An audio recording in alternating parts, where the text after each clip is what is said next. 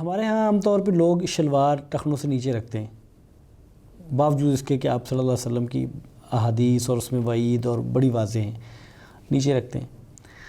اور وضو کرنے کے بعد بھی مسجد میں جب نمازی آتے ہیں تو بہت سارے لوگوں کی شلوار ٹخنوں سے نیچے ہوتی ہے۔ تو ایک صاحب کہتے ہیں کہ کیا شلوار ٹخنوں سے نیچے رہ جانے کی صورت میں یا خود رکھنے کی صورت میں وضو ٹوٹ جاتا ہے؟ شلوار کو ٹخنوں سے اوپر رکھنا یہ واجب اور ضروری ہے۔ اللہ کے نبی صلی اللہ علیہ وآلہ وسلم نے اس بارے میں بڑی سخت وعید بیان فرمائی ہے کہ ما اسفل من الکعبین فہو فی النار، کہ جو کپڑا ٹخنوں سے نیچے جائے گا وہ جہنم میں جائے گا۔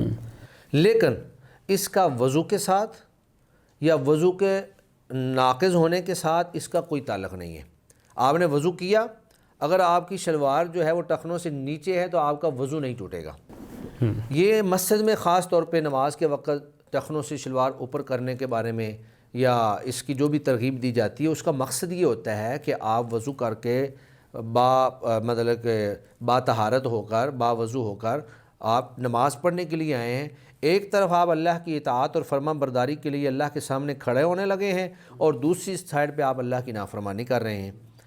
تو بہرحال جو نواقض وضو ہیں ان میں شلوار کا ٹخنوں سے نیچے ہونا یہ کہیں بھی شامل نہیں ہے، اس سے وضو نہیں ٹوٹتا ہے، وضو قائم رہتا ہے۔ ہاں البتہ اگر شلوار نیچے ہے تو اس کا الگ سے جو گناہ موجود ہے وہ اپنی جگہ پر موجود ہے۔